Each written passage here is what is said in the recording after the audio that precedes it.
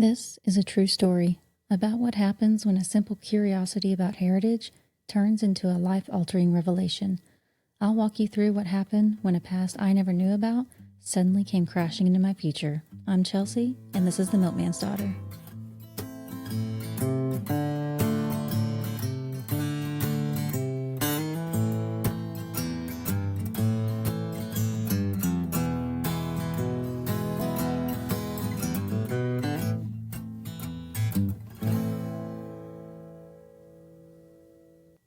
Before I get into my story, I'd like to talk about why I'm doing this.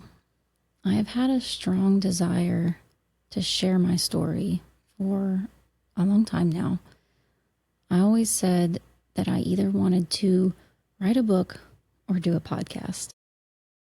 I did start by writing everything out, pulling from my memory of everything that I remembered from that time and also from my journal entries while I was living it out. So I decided to turn those writings into a podcast-friendly version. My hope in sharing my story is that other people could be inspired to embrace their own story. I read a book recently by Adam Young where he says, "You can't make sense of your life without making sense of your story." For most of my life, I only had part of mine. I didn't know it was incomplete. But I felt it, a sense that something about me just didn't quite fit.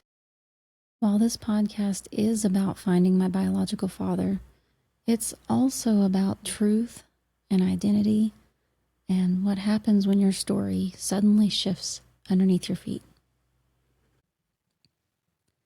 The beginning of the story actually started back in 2018 with a family trip to Ireland. It was my first time out of the country, and Ireland was everything I hoped it would be. Green, magical, a little misty. I was completely taken with the beauty of this island. But what moved me the most was watching my in-laws connect with their roots. My father-in-law had spent years, decades even, researching his family's Irish heritage. My husband still remembers as a kid stacks of paper, late nights, and his dad chasing every branch of the family tree that he could find.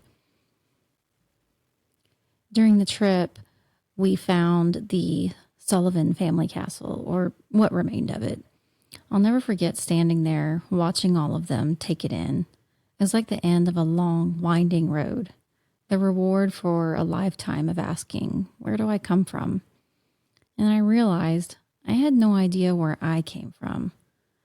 2 years later, I finally got an Ancestry DNA kit, and I just wanted to know how much Irish I had in me. That's it, nothing more. I mailed it off at the end of 2020, and a couple months later, I got the results. I opened the app, excited to see my heritage. What I saw was 45% English and Northwestern European, and yes, 12% Irish. I'm still claiming it. After that, though, I casually clicked on the DNA Matches tab, just curious to see if any of my cousins had also tested. Now, if you've never looked at Ancestry's match list, this is how it works. It starts with your closest relatives based on how much shared DNA you have, and it estimates the relationship, sibling, grandparent, cousin, etc. And right there at the top of my list was someone I'd never heard of. Just a username, Smith84, labeled as a close relative. And I remember thinking, who in the world is this? It said the relationship could be either a grandparent, half-sibling, or an aunt or uncle. I also had 2 first cousins listed, names attached to those, but again, names I didn't recognize. And I was pretty sure I knew all of my first cousins. So yeah, I was confused. Curious, but not concerned. Not yet. And that's how it stayed. For 3 years. So here's the thing. This didn't raise any alarm bells at the time because, well, my family's complicated. My mom left an abusive marriage when I was 5 and raised us, me, my brother, and my sister, on her own. We didn't have much, but we had her. The man she was married to, let's call him Bert. He essentially disappeared from our lives. He was always a stranger to me. My brother, though, had kept in touch with him over the years. So when I told him about these unfamiliar matches, he gave me a bit of context. Apparently, Bert had once discovered that his father wasn't actually his biological father. He had never done a DNA test, but he had done enough digging on his own to find that out. So for a while, I just assumed that's what I was seeing. Bert's surprise DNA history showing up in my results. Still, though, something about it didn't sit right. I had this weird feeling in my gut, and I couldn't shake it. I tried to get my brother to get Bert to give some more information so that we could figure this out, but he refused. So I hit a wall. The only idea I had left was to get more people in my family tested. I started with my siblings. It took 3 years, though. In 2023, I got a text from my sister. She'd been gifted a kit and had mailed it in. Finally, maybe we could start making sense of these mystery matches. And that's when everything shifted. And a journey began, one I never saw coming or expected.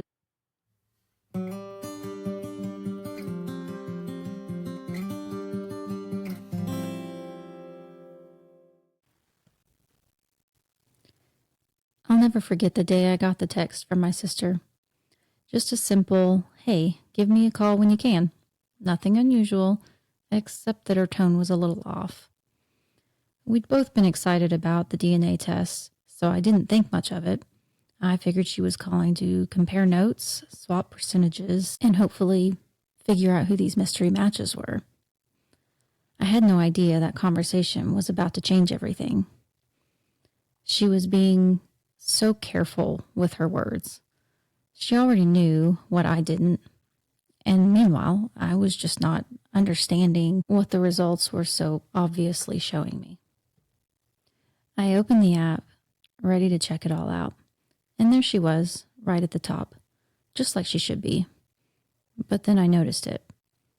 She was in the same category as my mystery person, listed as a close match. I remember looking at the screen, confused. Maybe I was reading something wrong. This couldn't be right. I asked her, how much DNA are we supposed to share as siblings?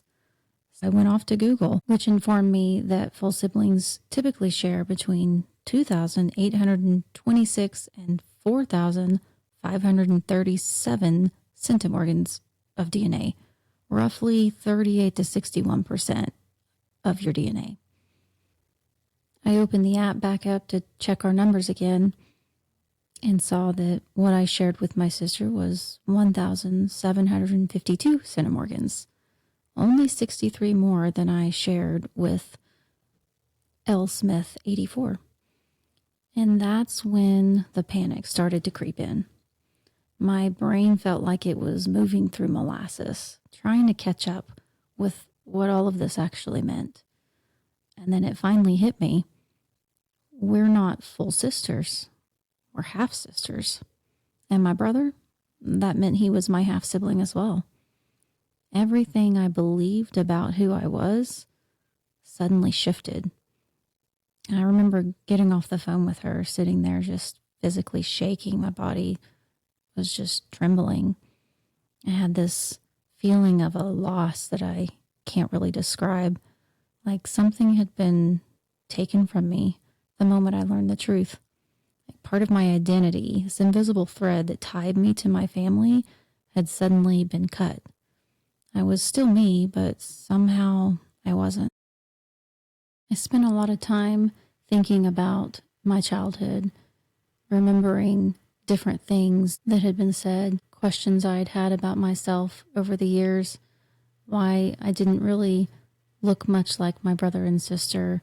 It was always those two look like dad and I looked more like mom, and I never thought much of it until now, of course. I have a very specific memory that popped up of being in high school in a science class where we were learning about dominant and recessive genes. and we were making the chart to fill out for eye color. And my mother had blue eyes. My brother and sister had blue eyes, and I had brown eyes. And I remember asking my science teacher, Mrs. Huff, why I had brown eyes. It was nothing I ever questioned then, just a thing. And now I'm going back thinking of all of these questions maybe I should have had. Maybe I should have questioned more. But at this point, the only person I could turn to for answers was my mom. My mom and I are very close, and we've always had an open, pretty honest relationship. So even as confused and hurt as I felt, I couldn't believe that she had lied to me, that she would have knowingly kept something so big from me. But I couldn't have that conversation over the phone. The only problem was we don't really live close to each other, and I was trying to figure out how to get to her fairly soon, but I realized I couldn't even speak to her over the phone before then without all of this bubbling up. And we talk on the phone fairly often, so pretending like everything was fine, not exactly my strong suit. I tried for a couple of days, but I'm a truth teller, and covering it up was just like holding my breath underwater. And eventually I just broke. I called her, and all I could manage to ask was, why is my sister only my half-sister? I could hear her confusion instantly. It was real. She knew about the DNA kits, knew about my strange results, but what I was saying, this was new to her. I felt deeply relieved by this, like a weight had been sort of lifted off of my shoulders. And if you know my mom's story, the idea of this being news to her wouldn't sound so far-fetched. I didn't know much about that time of her life, and never really pushed her to talk about it. I knew it was a painful time of her life, and honestly never felt like it was any of my business unless she wanted to share it. But now, for the first time in my life, I felt I had to ask. While I could tell you about the things I learned from that conversation that day, it wouldn't all make sense without more context. So to really understand how we got here, I thought it would be best to hear from the one person who could fill in the blanks, my mother. Her story goes all the way back to a small town in Oklahoma, a strict church, and an abusive marriage that shaped so much of what came next. Can you describe what it was like growing up in a small town and being part of such a strict church community? Well, I grew up on a farm that was 6 miles from the closest town, 13 miles from the town where I went to school. And so that, I feel like I need to use the word isolated us somewhat. And not that it was unhappy or anything like that. It just felt like we were so separated from everybody else. And then, being part of that church, you were taught to be separated from other people that were not of the same beliefs. Weren't part of the church. Right. Yeah, so it was kind of doubly isolating. So, as a little kid, it wasn't anything that felt all that different. Mm-hmm. That's just what I knew. Right. Didn't really bother me until, you get in high school and you want to do stuff. Mm-hmm. You want to go with your friends. You want to be part of that group. And we didn't get to do anything. I suppose maybe if we were town kids, we might have had a little more leeway if we could have walked to the school to go to a ball game, but I never went to a ball game. Mm-hmm. And you say you were 6 miles, 13 miles. But even the closest town, it's stretching it to call it a town because Exactly. very, very, very small. Very Even what was small. around, there weren't No, many people, no, period. especially back then. Yeah.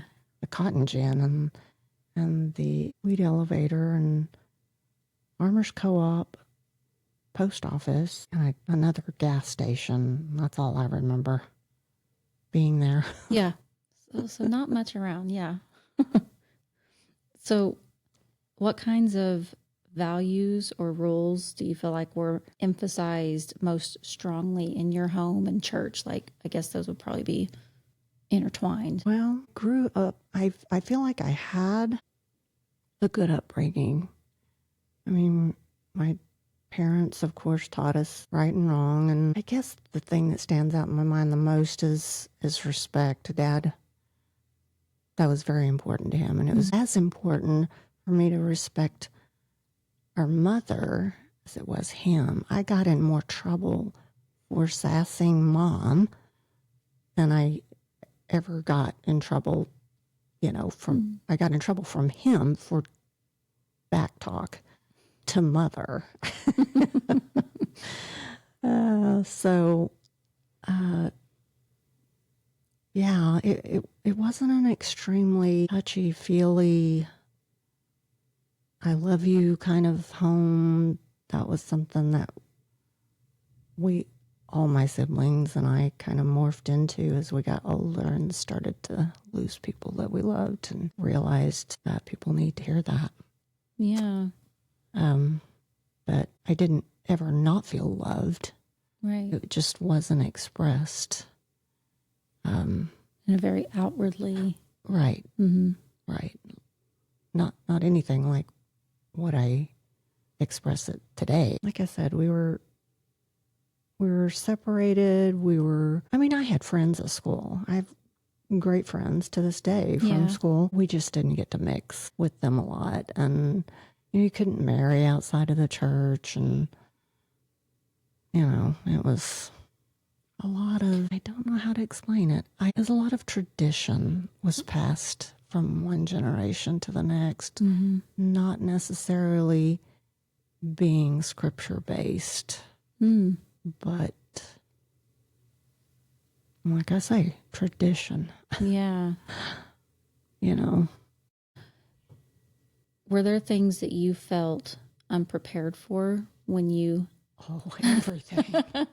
Everything. We weren't even encouraged to go to college, and I was a fairly bright person. College would have been a pretty easy gig for me. Mm-hmm. But that's not what we grew up thinking. That's just not where an 18-year-old girl's mind was when she got out of school or high school. We just wanted to get married and be a mom. That's all we knew. And that was kind of the expectation that was put on you, was just to get married. And I wouldn't call it an expectation. That was the only expectation I had because, school was not an option. I didn't necessarily want to at the time. Of course, I've regretted it since plenty, but at the time I had no expectation for it. Most every girl I knew had a boyfriend by that time and would get married when they got out of, or shortly after, and start having kids. And so that's just kind of what I had in my head. I can't say that everybody felt that way. There was probably much smarter 18-year-olds than me that knew there was more out there. So if you were expected to marry within the church, obviously the church itself is very small and a lot of it's your family. So how did you come to meet Bert? Oh boy. Yeah. I never had, I think I had a steady boyfriend a couple of times, but honestly, I I was so afraid my entire life of doing things wrong. I was not that kid that was going to cause any trouble. Well, other than obviously back-talking my Back mother. talking your mom. But, yeah, no, I was not a risk taker. It so happened that Bert's stepfather had passed away, and his stepfather was born in this little town that I'm from. Oh. And he wanted to be buried here. They actually lived in South Texas. So his family, there was 4 siblings, and their mother traveled here for that service and to bury their stepdad. And so my aunt had those kids over. They were teenagers, and my aunt had invited them all over to her house. She had a pool table and invited some kids from the church over just so these kids would have something to do. So that's when we met, and then I don't even remember how it progressed. I think we wrote back and forth a little bit, but it wasn't until maybe the next year. Wow, I haven't thought about this in so long. Yeah. Well, anyway, he ended up back up here. I think actually his mom kicked him out at one point because he was a bit of a troublemaker. Yeah. Anyway, so we started hanging out, and he came up here and never left. So you got married pretty young, right? Yeah. Weren't you, how old were you? Yeah. I was 19. I mean, that's pretty young. Yeah. And he was just 6 months older than me, so we were both babies. Yeah. So looking back, how do you think your upbringing, the church you grew up in, influenced the choices that you made in your first marriage? Well, totally influenced it. First off, there wasn't that many choices. And then this new kid comes into town, and he is kind of on the wild side. And of course, everybody wants to hang out with the new kid. Mm-hmm. And so, yeah, that was exciting to me because it was somebody different. It's somebody new, and he was, paying attention to me. But I was totally unprepared for somebody of his upbringing and character. He wasn't a completely terrible person. There were times, over the years that we had some good years. But anytime it got a little rough, it was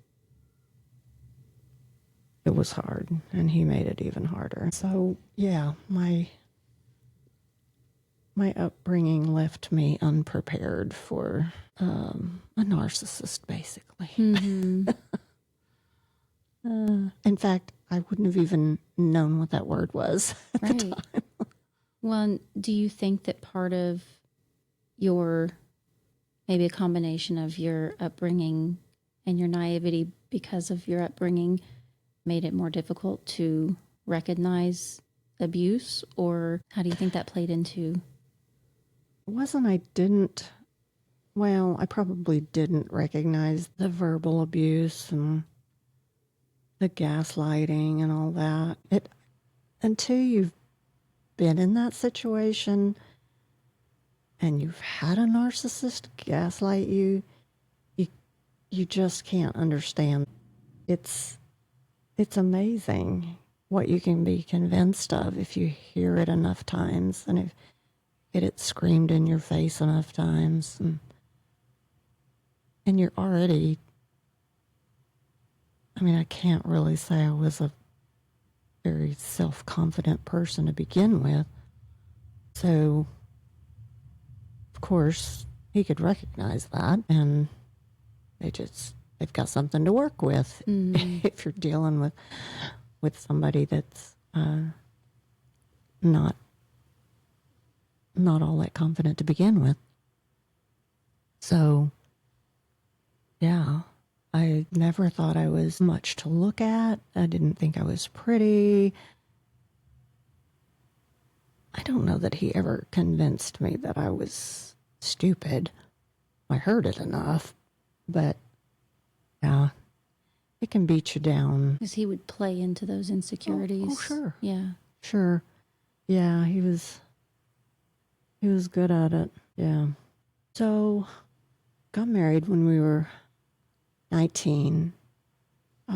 Had our first baby when I was 20. And we struggled financially because, of course, he didn't enjoy manual labor. And we lived pretty modestly. That made it even more of a struggle. I remember the first time he struck me was before we had our first baby. We were about 3 months in, I think, after being married, and I had cooked a pot of beans for dinner. I grew up eating red beans, and that was our meal with cornbread on the side. I put that on the table, and he flipped his lid, and I ended up on the floor when he slapped me, and it honestly shocked me more than it hurt me. Yeah. And then, of course, an abuser, they always eventually, they're apologetic and blah, blah, blah. So I went through that for years, that little cycle, because he had a temper and he didn't know how to control it. And I finally learned what to say, what not to say. Sometimes it came out of the blue, so you couldn't prevent it. But anyway, that was fairly regular. I can't say it was regular, like every week it happened. It would just be when I think things were stressful. We always struggle for money, and of course that's a trigger for a lot of people. So anyway, years and years of that. I don't know how many times. I can't really say we separated, but I would leave and I would flee to Mom's.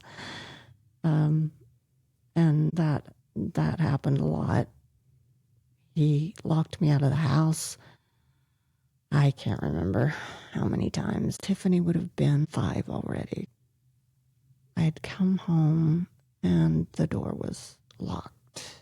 I don't know telling what he was mad about at the time, but it was just like, okay, fine. So I'm sure I went to Mom's, but at that time I had taken a job, a part-time job at a store there in the town where we lived. And anyway, it was a little convenience store. I was doing really well there. I was getting some decent hours and making some money, and that always was a problem as well. He had this weird jealous streak. He seemed to think nobody wanted me, but yet he would get insanely jealous. I had a little money. I was able to get a little low income rent apartment in a neighboring town.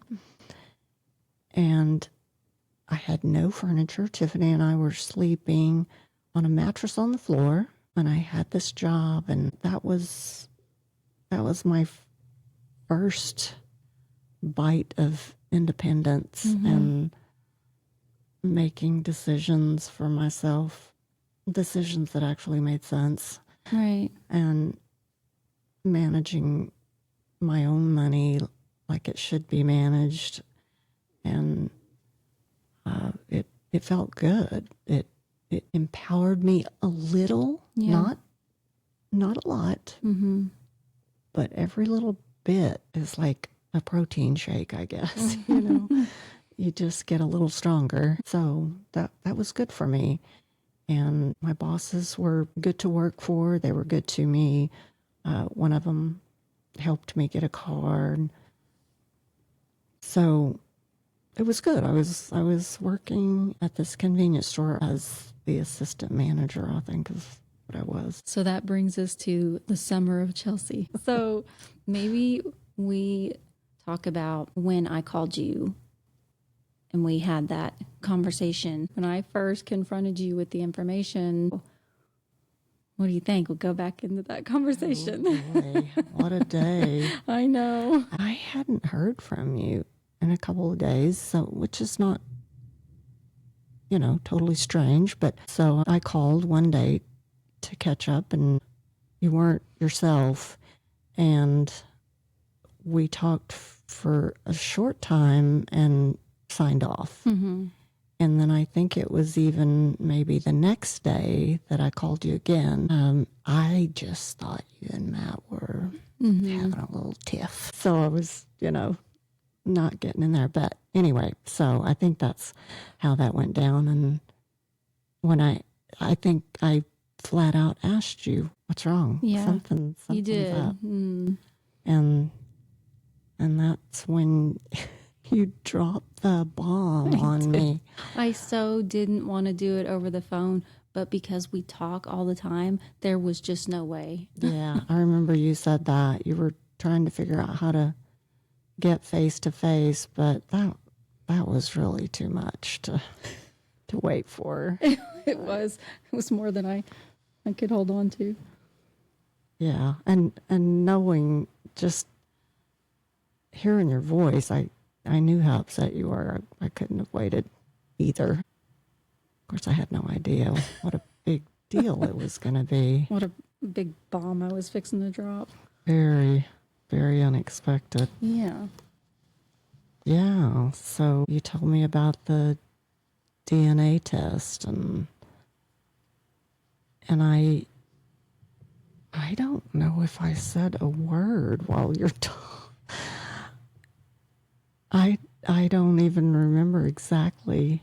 My mind was just going in circles, like, what? Wait, what?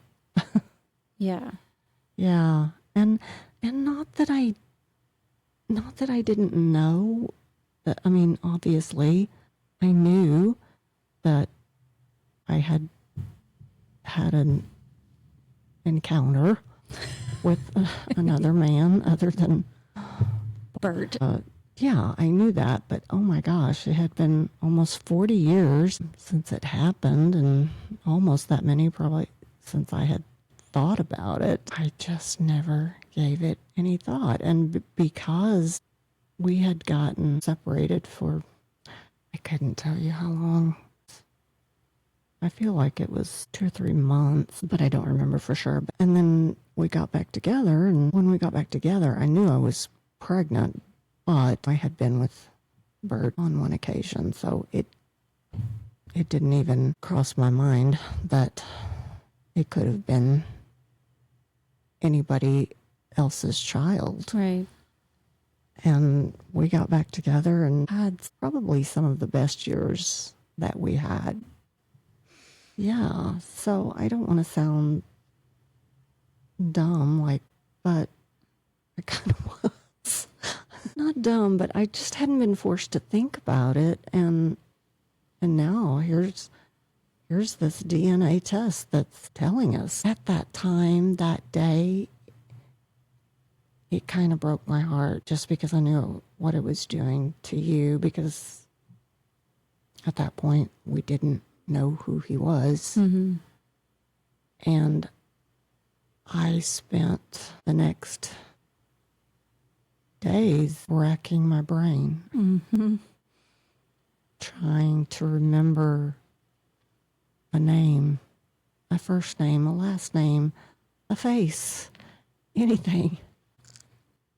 So, do you think that part of the way that you grew up kind of played into not even being able to think that that was a possibility? I mean, I don't know what your thoughts were then, but also I don't think we mentioned this, but part of the belonging to that church meant there were no doctors. We were all born at home. There was Right. no Right, right. You were all born at my mother's with a couple of midwives. Only they weren't nurses, but they were great women. And they had a lot of babies. I bet they did. Yeah. So yeah, I'd never been to a doctor until you kids were much older, long past divorce. I mean, I never had the talk. I didn't know what I was doing when I got married. Mm-hmm. I had no clue. My mother didn't talk to me about that. She didn't talk to me about my menstrual cycle. I kind of went through my life blindly like that. And I don't, it's not something that I hold against her. Mm-hmm. She was a very shy, modest, humble woman. I can imagine talking about it would have just embarrassed her to death. I can't even picture that conversation with her. So I wasn't very prepared for you girls either. What do you mean? I don't recall those talks either. I know. I hate We only that know what we know, though, right? But yes, definitely my naive nature. I just had faith that everything was going to work out the way it was supposed to. That was kind of the way I tried to look at everything. I just kind of had a blind trust that God would take care of me. I didn't take shelter during storms. It was that blind. I think that does kind of play into the beliefs from the church, because that's kind of the belief with not going to the doctors is God will. For sure. That's a faith. That's a faith gesture. You're trusting that God will heal you, and yeah, that was all I knew. Mm-hmm. How was your family supportive of you finally leaving that marriage? Because it wasn't supported within the church, correct? That you weren't. Right. You couldn't get divorced. And what were the consequences of that? Were there consequences? Well, you would most likely be kicked out of the church eventually, and eventually I was. Does that also mean your family, were they supposed to? At that time, yes, they would have been, I can't say expected because everybody's their own person. It wasn't cultish in that Right. respect that anyone had any control. It was just taught Yeah. that we not, mingle and associate with Anyone outside of the church. So if well, you were and kicked out. and more so someone who had been kicked out. Right. And even if that was family, that meant that you weren't supposed to. Right. Gotcha. Yeah. Not everybody, followed that rule. But by the time that I actually divorced him, a lot of years had passed.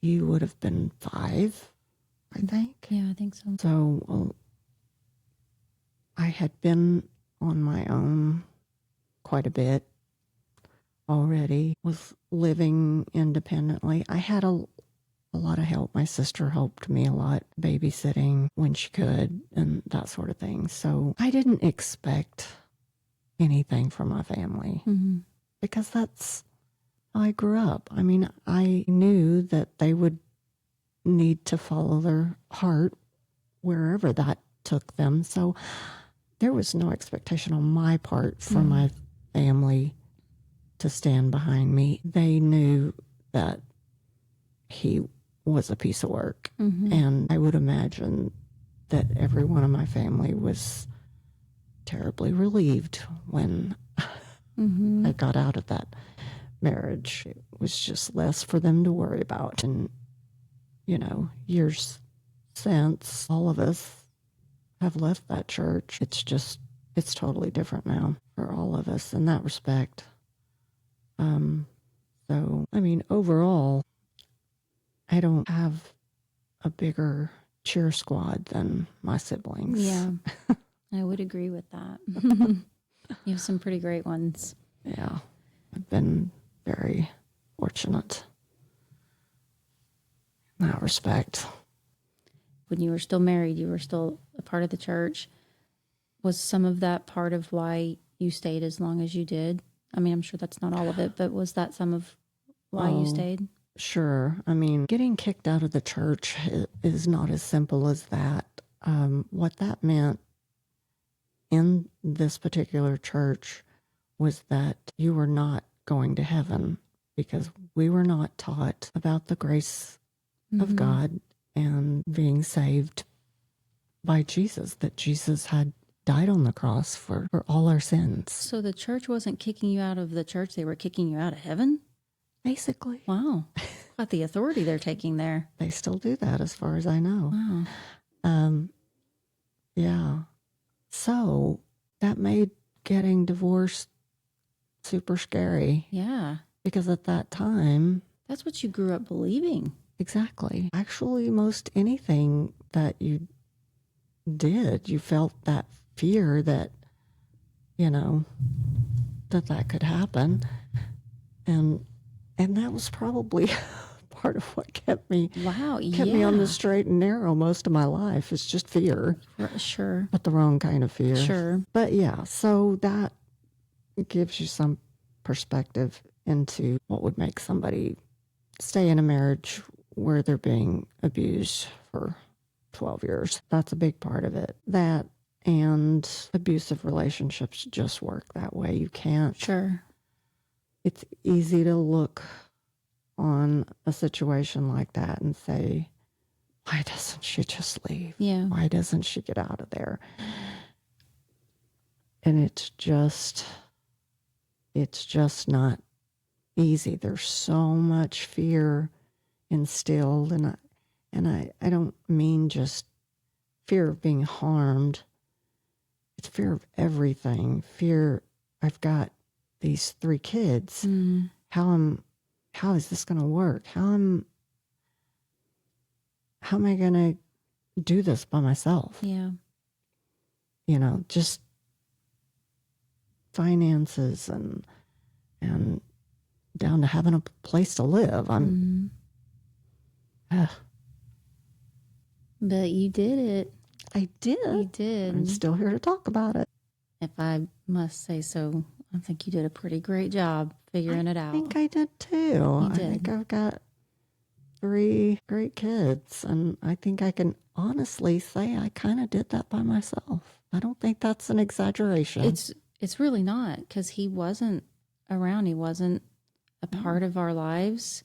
He didn't pay child support. I mean, really, he wasn't. He was forced. But he didn't always pay it, because I recall him going to jail at one point for not paying. Right. He had a hard time with that. But yeah, I say I did it by myself. You had family. You had help. Sure. Yeah. We had some great babysitters. and I had good kids. If you could go back and talk to your younger self, what would you want her to know about love, relationships, and her own worth? Just not to be so scared. Have a little more faith in herself and do that thing that seemed impossible or out of reach. Check it out, try it out, and don't ever let anybody else tell you that you're not worthy, that you're nothing, that you're not valued. Yeah. I think she would have liked to hear that. Yeah. So now I had the truth, or at least part of it. I wasn't the daughter of the man I thought. My siblings were my half-siblings, and my identity had shifted. And the person who had showed up in my DNA match list, still a total mystery, and I knew I was going to have to be the one to solve it. Thanks so much for listening to The Milkman's Daughter and being part of this journey with me. If you've got a story of your own you'd like to share, you can email me at milkmansdaughterpod@gmail.com. I'd love to hear from you. And before I go, I'd like to give a big thank you to Michael Stelzer for the beautiful original music you've been hearing throughout the show. It really gives the story its heartbeat.